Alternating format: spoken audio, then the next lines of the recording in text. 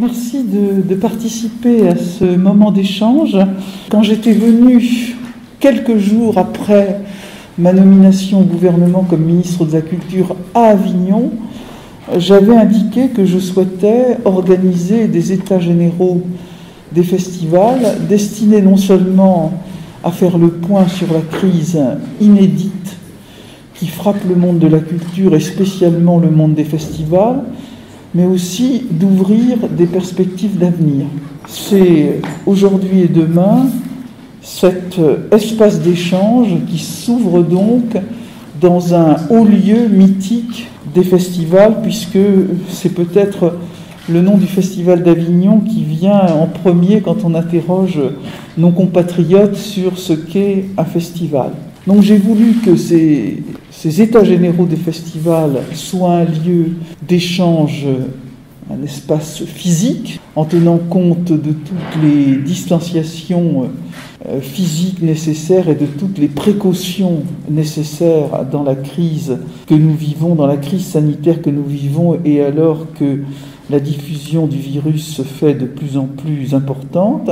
Il y aura donc, du fait de ces jauges restreintes, une retransmission en direct de nos débats qui pourront donc être suivis par le plus grand nombre. Et j'ai demandé à nos directions régionales des affaires culturelles d'organiser chacune dans leur région un espace d'échange selon les formats qu'elles le souhaitent. Donc, j'ai tenu à ce que ces rencontres permettent d'abord à tous les acteurs des festivals de pouvoir exprimer, de faire un état des lieux, de pouvoir exprimer leurs souffrances, leurs difficultés, mais pas seulement leurs difficultés financières. En rencontrant les artistes, j'ai été frappé par le fait qu'ils ne vous parlent pas d'abord d'argent. Ils vous en parlent, bien entendu, et on en parlera. Mais ils vous parlent d'abord de cette souffrance de ne pas rencontrer leur public. Et il faut qu'on puisse l'entendre après le propos introductif qui sera fait par Emmanuel Vallon, qui est donc un spécialiste des pratiques culturelles et des politiques culturelles. J'ai voulu que sous la houlette, la modération d'Emmanuel Laurentin de France Culture, on puisse échanger sur ce qui s'est passé dans cette crise sanitaire qui a tellement touché le monde de la culture. Mais j'ai aussi senti chez tous ceux que nous rencontrons, que nous aidons, avec lesquels nous imaginons les systèmes d'aide dans des pratiques pratiquement de coûts humains, j'ai voulu aussi que nous allions vers l'avenir, car le monde d'après ne sera pas le monde d'avant. Et la façon dont un certain nombre de manifestations ont été organisées, il faudra les repenser parce que le virus est là pour longtemps. Donc, le premier point, je disais, il n'y a pas que des problèmes d'argent, mais c'est de se poser la question sur l'évolution des modèles économiques des festivals. Et c'est Emmanuel Négrier qui tiendra la manœuvre,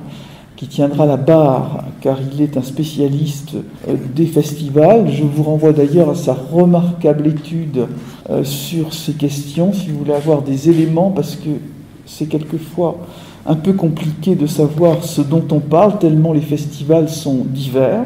Deuxième point, comment on s'inscrit dans la perspective et dans les obligations du développement durable. Le monde de la culture doit aussi être un monde du développement durable. Et c'est Béatrice Massé qui est la spécialiste, qui s'occupe des rencontres transmusicales de Rennes et qui est présidente de la fédération FEDUROP.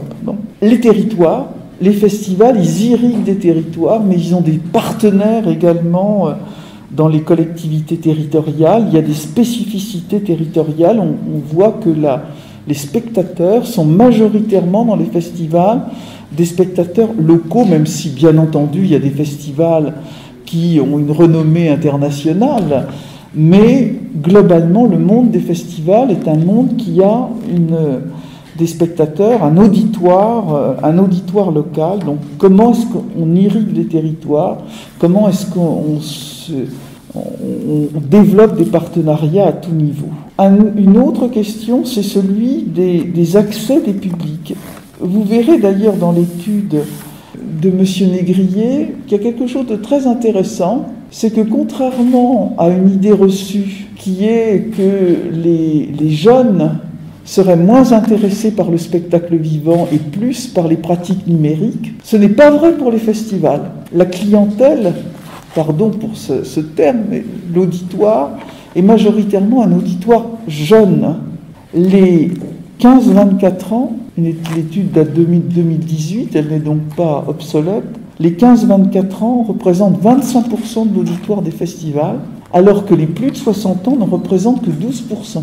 Donc la question de l'accès des publics au festival est une question centrale, et c'est Virginie de Crozet, que vous connaissez, puisqu'elle est la régionale de l'étape, qui animera cette affaire. Bénévolat, c'est aussi une question très importante, parce qu'on voit qu'il y a des festivals très importants. C'est Jérôme Tréhorel des Vieilles Charrues qui va animer cet atelier. Il y a du monde aux Vieilles Charrues, plusieurs dizaines de milliers de personnes. Mais la question du bénévolat se pose aussi parce qu'on voit que quand on regarde le budget des festivals, 3% seulement des festivals ont un budget supérieur à 1 400 000 €. Et 37% des festivals sont des structures avec un budget de moins de 20 000 €. Ce qui signifie qu'il y a une toute petite équipe permanente, que les budgets sont concentrés sur des rémunérations qui ne sont pas extravagantes des artistes, mais qu'il y a tout un tissu de bénévoles qui se déploie autour de l'organisation de ces festivals. Ça pose d'ailleurs toutes sortes de questions sur ce qu'est le bénévolat, comment ce bénévolat peut s'inscrire dans un parcours de vie. Autre sujet qui me tenait particulièrement à cœur, c'est celui de la parité et de la diversité. Il y a des marges de progression dans ce domaine, et c'est Joëlle Farchi qui est la directrice de l'école des médias et du numérique à la Sorbonne qui va animer cet atelier. Enfin, la question des parcours artistiques, car comment est-ce que dans la carrière d'un artiste, d'un acteur, d'un chanteur, d'un metteur en scène, comment est-ce que la participation à un festival prend place dans un parcours où il y aura la participation à une structure permanente ou des fonctions d'enseignant. Donc tout ça sera l'occasion donc de faire un état des lieux, de partager des expériences, mais aussi de se tourner vers l'avenir. Alors je disais à l'instant que les questions financières n'étaient pas d'abord évoquées, mais elles sont évidemment souvent évoquées. Ce sera pour moi l'occasion de faire le point sur les dispositifs qui sont à l'œuvre dans ce domaine. J'ai donc créé un fonds festival qui a été doté de 10 millions €, un fonds spécifique.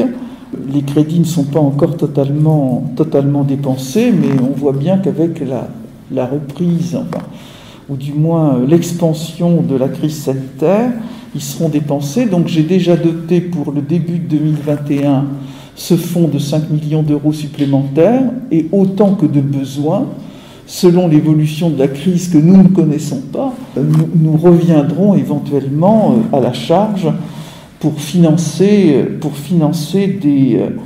abonder ce budget.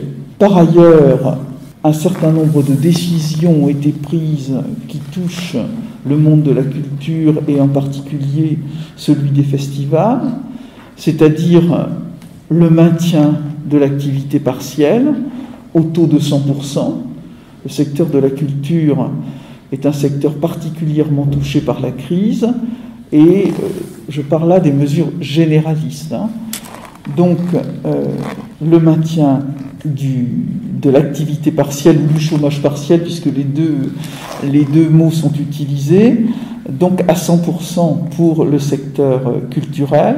Il y a également, dans le cadre des fonds de solidarité, le fait que la possibilité de toucher une subvention de 1 500 € par mois a été portée à 10 000 €, ainsi qu'un couloir de taux qui permettra de prolonger les prêts garantis par l'État, parce que là aussi ça inquiétait beaucoup ceux qui ont eu recours à cette forme d'aide, de se dire mais on ne sait pas du tout ce qu'on va devenir, est-ce que on prolongera, comment est-ce que si dans 2 mois ou dans 3 mois on a repris nos activités, on n'a pas repris notre activité, comment est-ce qu'on remboursera? Donc il y a la possibilité de prolonger pendant 6 ans ces prêts avec un taux qui se situera entre 0 et 0,5%, puisque l'État continuera auprès des banques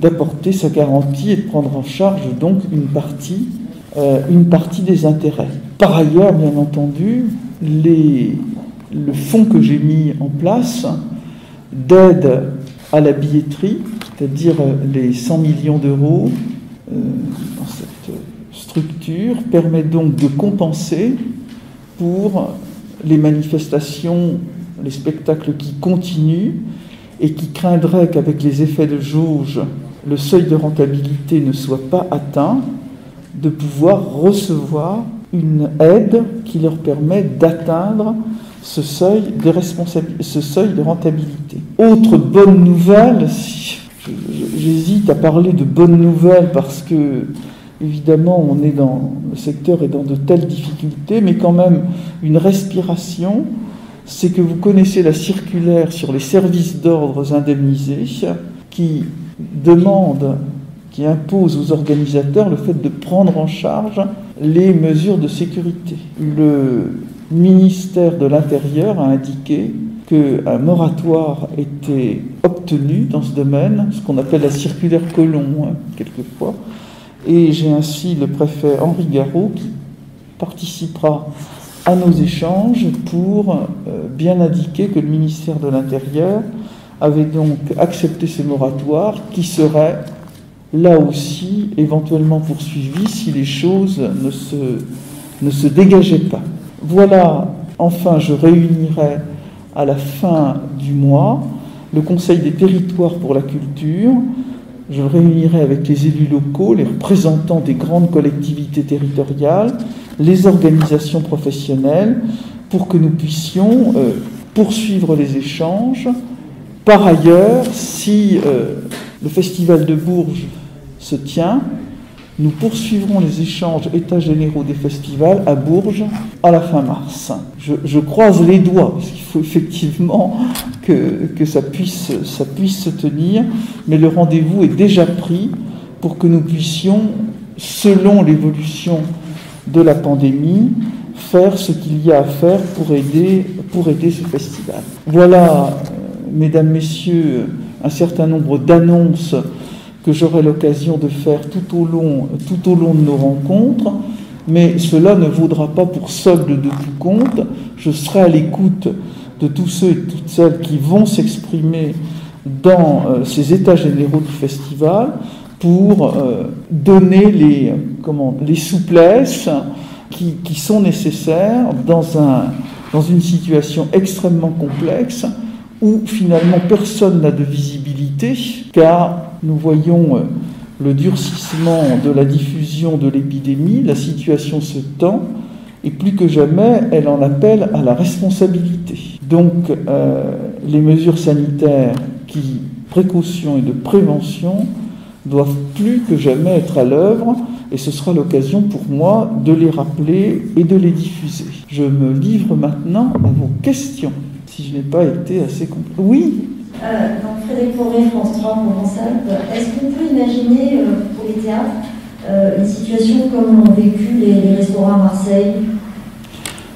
Alors, dans les salles de spectacle, la situation n'est pas du tout la même que dans des restaurants ou dans des salles de restauration ou dans d'autres lieux de restauration. Et moi, ce que je veux saluer, c'est la responsabilité des gens des responsables qui organisent des spectacles, c'est que, je touche du bois, mais pas un foyer de contamination dans une salle de spectacle. Pourquoi ? Parce que dans une salle de spectacle, on porte un masque du début à la fin de la représentation, on ne parle pas, ce sont les acteurs qui parlent ou qui chantent, donc il n'y a aucune aérosolisation des projections, et que par ailleurs, on respecte des mesures de distanciation physique qui sont respectées scrupuleusement dans les salles de spectacle. Donc on ne peut absolument pas comparer un bar, un restaurant avec une salle de spectacle. Donc les mesures de précaution sont là, elles doivent être suivies.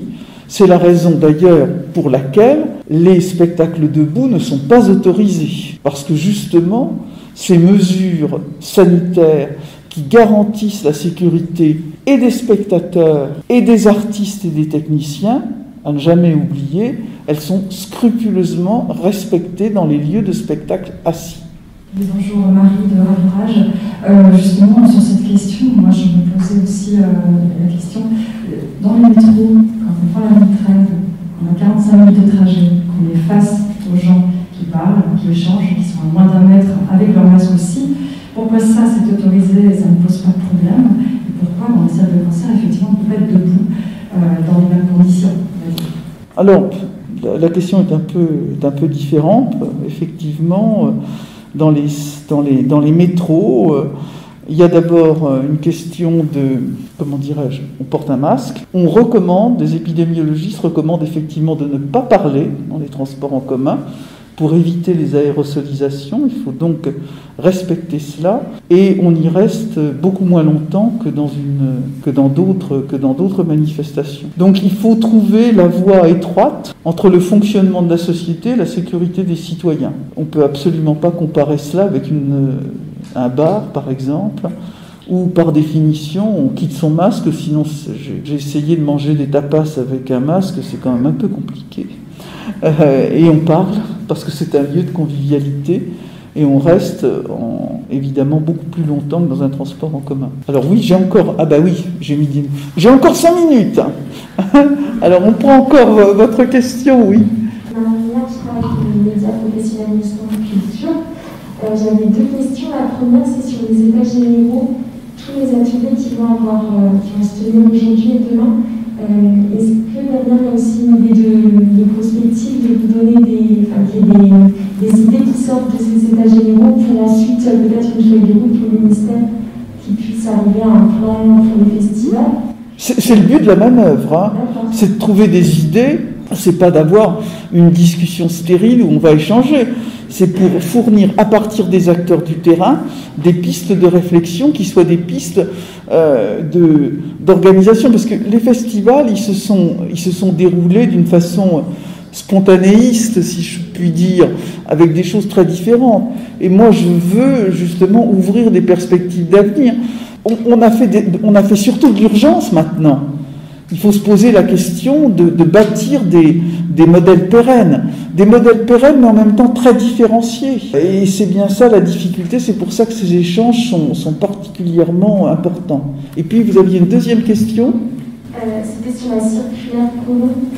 Vous en avez parlé juste avant. Est-ce que vous pouvez repréciser? Ça veut dire que concrètement, c'est l'État qui va donner la sécurité. Bah oui, c'est ça. Voilà. Ça, à partir de quand et pendant maintenant. Donc tous les festivals qui vont se tenir à partir de maintenant, c'est l'État qui assurera le... Bah s'ils peuvent se tenir, ce que je souhaite, voilà, c'est ça. Et il y a une victoire de... Ça va, là, alors la mesure est prise jusqu'au 31 décembre 2020 et au besoin, elle sera prolongée. Voilà. Merci à tous.